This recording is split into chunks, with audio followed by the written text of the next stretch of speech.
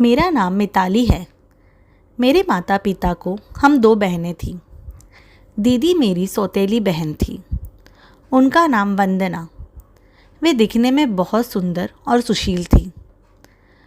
सारे घर को वो बहुत अच्छी तरह संभालती। वे जहाँ जाती अपना रंग बिखेरती।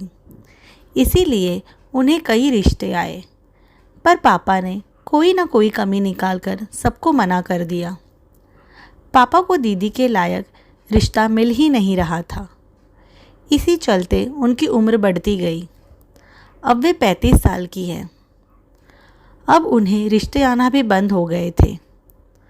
माँ इस बात से बहुत दुखी थी। उन्होंने बहुत कोशिश की कि दीदी की शादी सही समय पर हो जाए, पर पापा नहीं माने। दीदी के सारी हम उम्र सहेलियों की शादी हो गई थी। वही मैं अब 18 की हो चली। दीदी और मैं सौतेली बहनें होने के कारण हमारी उम्र में इतना फ़र्क था। माँ को मेरी और भी चिंता थी, क्योंकि मैं दिखने में एकदम साधारण थी। उन्हें लगता दीदी इतनी खूबसूरत होने के बावजूद घर बैठी है, फिर मुझे तो वैसे ही साधारण होने के कारण ज़्यादा रिश्ता नहीं आएंगे। इसीलिए वे जो भी रिश्ता आएगा वहाँ मेरी शादी तुरंत कराने के लिए तैयार थी। बचपन से ही लोग मेरे दिखने पर टिप्पणियाँ देते। हर बार मेरी तुलना दीदी से करते, पर मुझे कभी अपनी बहन से जलन नहीं हुई। हम बहनों में बहुत प्यार था। दीदी मुझे माँ की तरह प्यार करती। जब भी माँ काम पर जाती, दीदी ही मेरा ख्याल रखती। मैं माँ से ज़्यादा दीदी के करीब थी। एक दिन मुझे बड़े घर का रिश्ता आया। लड़के का नाम अंकित था। उसने इंजीनियरिंग की थी और वो एक बड़ी कंपनी में काम करता। माँ ने बिना कुछ सोचे हाँ कर दी। पापा इस वक्त भी मना कर रहे थे। उन्हें और समय चाहिए था ताकि वो सही से जांच पड़ताल कर सके। पर माँ को इस बार वक्त नहीं गंवाना था। वे किसी भी तरह जल्द से जल्द मेरी शादी कराना चाहती थी, ताकि उनकी एक बेटी तो विदा हो जाए। मुझे भी अंकित पसंद आया था, इसीलिए मैं भी शादी के लेकर उत्साहित थी। कुछ ही महीनों में मेरी शादी हो गई। शादी के कुछ साल बहुत मज़ेदार थे, पर धीरे धीरे कर मेरी सास ने अपना रंग दिखाना शुरू कर दिया। वे रोज़ किसी न किसी बात से मुझसे नाराज़ रहती। हर वक्त मुझे ताने मारती। उन्हें एक सुंदर बहू चाहिए थी, पर अंकित को मैं पसंद आ गई और अंकित की ज़िद के आगे उनकी एक न चली। और तो और लाख कोशिश के बाद भी हमें बच्चा नहीं हो रहा था। इससे वे और दुखी रहती। अब तो उन्होंने अंकित को भी भड़काना शुरू कर दिया था। रोज़ की तरह मैं रसोई में खाना बना रही थी। तभी अंकित की मौसेरी बहन हमारे घर आई। मेरे घर कोई भी मेहमान आता, मैं उसका दिल खोलकर स्वागत करती थी, पर हर मेहमान मेरा दिल तोड़े बिना नहीं जाता था। पहले वे मुझे अंकित के लायक ना होने का एहसास कराते, और अब वे मुझे बांझ होने पर टिप्पणियाँ देते। आज तो हद हो गई। बीना दीदी ने कहा, आपको अंकित की दूसरी शादी करानी चाहिए, क्योंकि मुझे नहीं लगता है भाभी अब माँ बन सकती है। भगवान को उन्हें औलाद की खुशी देनी होती तो कब के दे चुके होते। आपका भी तो मन होगा कि पोते को गोद में खिलाएं, घर में किसी बच्चे की खिलकारी गूंजे। बीना दीदी की बात सुनकर मेरा दिल टूट गया। मैं नम आँखों से अंकित की ओर देखा। अंकित ने मुझे आंखों ही आंखों में तसल्ली दी और बीना से कहा, दूसरी शादी का मैंने ना सोचा है और ना ही सोचूंगा। मैं सिर्फ बच्चे के लिए मिताली की इतने सालों की वफ़ा और सेवा को नहीं भूल सकता। अंकित की बात सुनकर मुझे उन पर ढेर सारा प्यार उमड़ आया। अंकित बहुत अच्छे पति थे। मुझसे बहुत प्यार करते और मेरी हर खुशी का ख्याल रखते। मैंने अपने आंसू पोंछे। तभी मेरी नज़र मेरी सास पर पड़ी। वे अंकित की बात से खुश नहीं थी। वे अंदर ही अंदर गुस्से से काँप रहे थे, पर मैंने उनको नज़रअंदाज किया क्योंकि अंकित आज बहुत ही अच्छे पति साबित हुए थे। बिना दीदी मुंह फुलाए घर जा चुकी थी। कुछ दिनों बाद मैं बाथरूम में फिसलने की वजह से मेरा पैर फ्रैक्चर हो गया और मैंने बिस्तर पकड़ लिया। मेरी सास की उम्र होने के कारण वे घर का कोई काम नहीं कर पाती, इसीलिए मैंने सोचा अपनी वंदना दीदी को कुछ दिन यहाँ बुला लेती हूँ। मेरा ध्यान भी रखेंगे और घर का भी सही से ख्याल रखेंगे। मेरे बुलाते ही दीदी खुशी खुशी मेरी मदद करने आ गई। एक रात प्यास लगने के कारण मेरी आँख खुली। मैं लकड़ी के सहारे मैंने उठने की कोशिश की और लंगड़ाते हुए किचन की ओर गई। तभी मुझे दीदी के कमरे की लाइट चालू दिखी। मुझे बहुत ज़्यादा हैरत हुई। इतनी रात को दीदी क्यों जाग रही थी? उन्हें सुबह जल्दी भी उठना होता है। मैंने दरवाज़ा खटखटाया, पर अंदर से कोई आवाज़ नहीं आई। मुझे लगा शायद वे लाइट चालू रखकर ही सो गई होंगी, इसीलिए मैं वापस सोने चली गई। सुबह उठकर देखा तो दीदी की आंखें लाल हो रखी थी। मेरे पूछने पर उन्होंने बात को घुमाते हुए मेरे पैर की हालत की पूछने लगे। मेरा भी ध्यान भटक गया और बात अधूरी रह गई। धीरे धीरे अब मेरा पैर ठीक हो रहा है। डॉक्टर अगले हफ्ते मेरा प्लास्टर निकाल देंगे। पर दीदी दिन ब दिन अजीब होती जा रही थी। ना तो वो पहले जैसी ज़्यादा बातें करती और देर रात भर जागती, अपने ही ख्यालों में मग्न रहती। एक दिन हम खाना खा रहे थे, पर दीदी आज हमारे साथ नहीं बैठी। मेरे पूछने पर उन्होंने बहुत अजीब बात कही, जिसे सुनकर मैं दंग रह गई। उन्होंने कहा, मिताली तुम खाना खा लो, मैं तुम्हारे झूठे बर्तन में खाना खा लूँगी। मुझे ये बात समझ ही नहीं आई। मैंने कहा, अपने पास इतने बर्तन हैं, आप उनमें खा लो, आप मेरे झूठे बर्तन में क्यों खाएंगे? उस पर उन्होंने कहा, नहीं, वैसे ही बर्तन बहुत होते हैं धोने के लिए, मैं और बर्तन क्यों निकालूं? मैं तो तुम्हारी प्लेट में ही खाना खाऊंगी। मेरे लाख मना करने पर भी दीदी नहीं मानी। मैंने हार मान ली और वे मेरे ही झूठी प्लेट में खाने लगे। मुझे ये बहुत अजीब लग रहा था, पर दीदी कुछ सुने तब ना। यही हर रोज़ होने लगा। दीदी रोज़ मेरी झूठी प्लेट में ही खाना खाती, पर एक एक कर प्लेट्स कम होने लगी और तो और मेरे कमरे से मेरी कई चीज़ें भी गायब होने लगी। जब भी दीदी को उनके बारे पूछती, वे पता नहीं कहकर बात छिड़क देती। एक रात मेरी कुछ आवाज़ आने से आँख खुली। देखा तो कुछ नहीं दिखा। तभी मेरा ध्यान गया, अंकित बेड पर नहीं थे। वे पानी पीने गए होंगे, ये सोच मैं सोने लगी।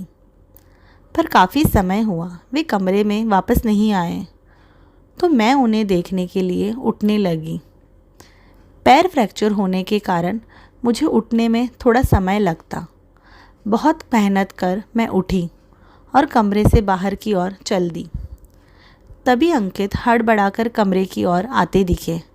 मुझे वहाँ खड़ा देख वे घबरा गए और पूछने लगे, तुम यहाँ क्या कर रही हो? कुछ चाहिए था तो मुझे कह देती। मैंने चौंक कर उन्हें देखा और कहा, आपको ही देखने आ रही थी। फिर अंकित मुझे सहारा देते हुए कमरे में ले आए। तभी मेरा ध्यान दीदी के कमरे की ओर गया। उनके कमरे का दरवाज़ा आधा खुला ही था और लाइट भी जल रही थी। मुझे ये सब अजीब लग रहा था। रात भर मुझे ख्यालों ने सोने नहीं दिया। सुबह उठने पर हमेशा की तरह ही था, पर ना जाने क्यों मेरा दिल अंदर ही अंदर से टूटे जा रहा था। मैंने आज दिन भर किसी से ज़्यादा बात नहीं की। रात को सब सोने चले गए, पर मुझे नींद नहीं आ रही थी। तभी अंकित धीरे से बिना कोई आवाज़ किए बिस्तर से उठकर कुछ सामान लेकर कमरे से बाहर चले गए और काफ़ी समय बाद लौटे। मुझे शक होने लगा। चिंता से मेरा सिर फटा जा रहा था। अंकित रोज़ रात को कहाँ जाते हैं और उस दिन दीदी का दरवाज़ा खुला क्यों था? कई ख्याल मेरे मन में घूमते रहे। मैंने अपने आप को रोका और कहा, ज़रूर मुझे कोई गलतफहमी हुई है। दीदी को मैं बेटी समान हूँ और अंकित मेरे साथ कुछ गलत नहीं कर सकते। ज़रूर मेरा खाली दिमाग शैतान का घर हो गया है। बैठे बैठे कुछ भी सोच रही हूँ। पर आज फिर वही सब हुआ। अब मुझसे बर्दाश्त नहीं हो रहा था। अंकित के कमरे से बाहर जाते ही मैं चुपके से अंकित के पीछे जाने लगी। फिर जो मैंने देखा, मेरे पैरों तले ज़मीन खिसक गई। अंकित तो दीदी के कमरे में चले गए। मैं फूट फूट कर रोने लगी। ये मेरे साथ क्या हो रहा है? बचपन से जिसको अपनी माँ की जगह दी, वो मेरे पति के साथ, और मेरा पति जो मुझसे इतना प्यार करता, वो मेरे साथ ऐसा कैसे कर सकता है? मैं अपनी किस्मत को कोसने लगी। एक तो दिखने में अच्छी नहीं, ऊपर से अंकित को बच्चे का सुख तक नहीं दे सकी, और एक तरफ दीदी की खूबसूरती। कोई भी मर मिटे। मेरी ही गलती थी जो मैंने दीदी पर भरोसा रख उन्हें इतने दिन मेरे घर में रहने दिया। मुझे ही सतर्क रहना था। कैसे मैं इतनी बेपरवाह हो गई? पर करती तो क्या? वे दोनों ही मेरे दिल के करीब थे। ये मेरे साथ कुछ गलत करेंगे, मैं सपने में भी नहीं सोच सकती। यही सब सोच मैं बिस्तर पर रोती रही। तभी अंकित कमरे में चुपचाप आए और बिना आवाज़ किए सो गए। मुझे रात भर नींद नहीं आई। मेरे साथ किया गया धोखा मेरा दिल तोड़ रहा था। मैं अंदर ही अंदर टूट रही थी। अगली रात फिर अंकित कुछ लेकर दीदी के कमरे में गए। आज मैंने तय कर लिया था, इनको रंगे हाथ पकड़ूंगी। मैं कमरे के बाहर खड़ी अंकित का इंतज़ार करने लगी। कुछ समय बाद दरवाज़ा खुला। मुझे सामने देख अंकित चौंक गए। मैंने दरवाज़े को हाथ से ज़ोर से धक्का दिया। दरवाज़ा पूरी तरह खुल गया। वहाँ दीदी बेड पर बैठी थी। दरवाज़ा खुलते ही चौंक कर खड़ी हो गई। मुझे वहाँ देख दोनों एक दूसरे को घबराकर देखने लगे। मेरे मुंह से कुछ निकलता उसके पहले ही मेरी आंखों से आंसू बहने लगे। मैंने अंकित को ज़ोरदार तमाचा जड़ दिया। दीदी मुझे रोकने के लिए मेरे पास दौड़कर आई और मुझे हाथ पकड़कर खींचने लगी। मैंने उनका हाथ छिड़क दिया और इसके पहले कि मैं उन्हें तमाचा मारती, अंकित ने मेरा हाथ पकड़कर मुझे रोक दिया। मैं गुस्से में शेरनी की तरह चिल्लाने लगी। दोनों को खूब कोसने लगी, पर दोनों मुझसे बिना कुछ कहे चुप खड़े थे। काफ़ी समय आक्रोश करने के बाद मैं टूटकर बिस्तर पर बैठ गई। दोनों मुझे शांत होने कह रहे थे, पर मुझे कुछ नहीं सुनना था। सब खत्म हो चुका था। रिश्ते, नाते, इनका कोई मोल ना रहा। मैंने मन ही मन तय कर लिया, मैं अपना सामान लेकर कल ही यहाँ से निकल जाऊँगी। अब इस घर में मैं नहीं रह सकती। दीदी ने मेरे दोनों हाथों से मेरे चेहरे को पकड़ा, मेरे आंसू पोंछने लगी। मैंने उनसे कहा, आप तो मेरी माँ की जगह थी। आपकी शादी नहीं हुई, इसमें मेरी क्या गलती? सौतेले होने का क्या खूब फ़र्ज़ अदा किया है आपने मेरे ही पति के साथ। मैं बात पूरी करती उसके पहले ही अंकित ने मुझे एक चांटा जड़ दिया। मैं चौंक कर उसको देखती रह गई। तभी अंकित ने कहा, कुछ समझ भी रही हो या जो मन में आ रहा है बके जा रही हूँ? अंकित ने इस तरह से मुझसे कभी बात नहीं की थी, पर आज दीदी के लिए उन्होंने मुझ पर हाथ उठाया। मैंने अंकित से गुस्से से कहा, एक तो मेरे पीठ पीछे तुम दोनों गलतियाँ करो, ऊपर से मैं सोच समझ कर बोलूं। अंकित मुझे शांत करते कहने लगे, तुम बैठो, आज तुम्हें सारी सच्चाई बताता हूँ। तभी दीदी अंकित को कुछ भी बोलने से रोकने लगी, पर अंकित ने कहा, आज मिताली को सच बताना ज़रूरी है। मिताली, तुम्हारी दीदी भले तुम्हारी सौतेली बहन हो, पर वो तुम्हारे लिए जो कर रही है वो एक माँ भी अपनी बेटी के लिए ना करे। दीदी हमारे घर आने के बाद सारे घर का ध्यान रखती। माँ से दीदी की अच्छी दोस्ती हो गई और माँ ने उन्हें हमारे घर के हालात बताए, कैसे रिश्तेदार तुम्हें अच्छी ना दिखने पर ताने देते और पोते के लिए वे मेरी दूसरी शादी कराने की सलाह देते। माँ भी चाहती थी मैं दूसरी शादी कर लूँ, इसीलिए उन्होंने दीदी को हम दोनों को समझाने कहा। इस बात से दीदी टूट गई। एक दिन मार्केट में उन्हें उनकी सहेली मिली। दीदी की उदासी देख वो दीदी को वजह पूछने लगी। बहुत कोशिश के बाद दीदी ने उसे सच बता दिया। तभी उसने दीदी को एक तांत्रिक का पता दिया और कहा ये उनकी मदद करेंगे। दीदी बिना कुछ सोचे समझे उनके पास चली गई। उन्होंने दीदी को कहा उन्हें तुम्हारे जूठे बर्तन में खाना खाना होगा और 21 रात तुम्हारे उतारे हुए कपड़ों पर मंत्र का जाप करना होगा।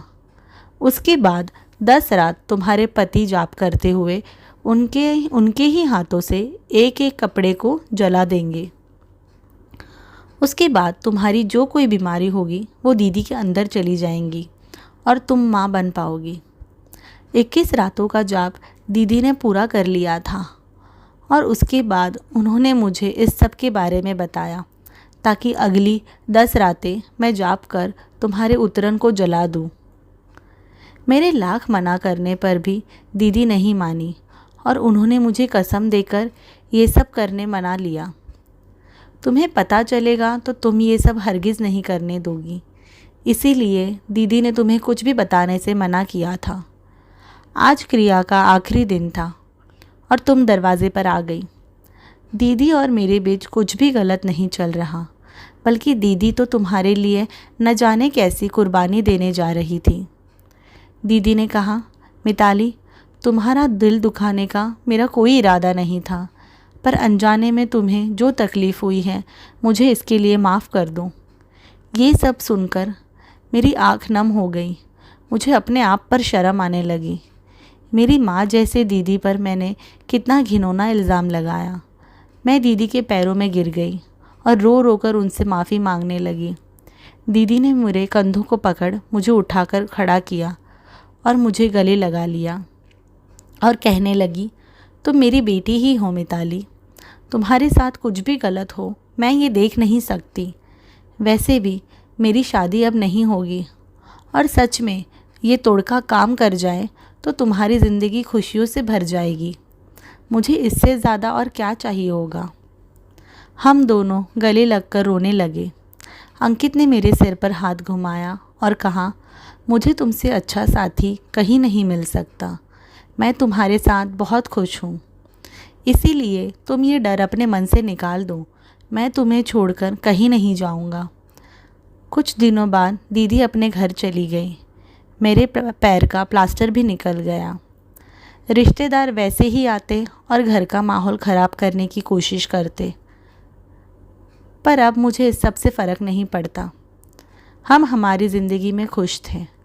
हम बच्चे के लिए कोशिश करते रहे और कुछ महीनों बाद हमें IVF ट्रीटमेंट से प्यारा सा बच्चा हुआ।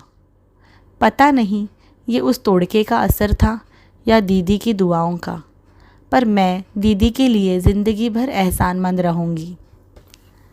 आपको कहानी कैसी लगे कमेंट पे बताइए और ऐसी और कहानियाँ सुनने के लिए सब्सक्राइब करें।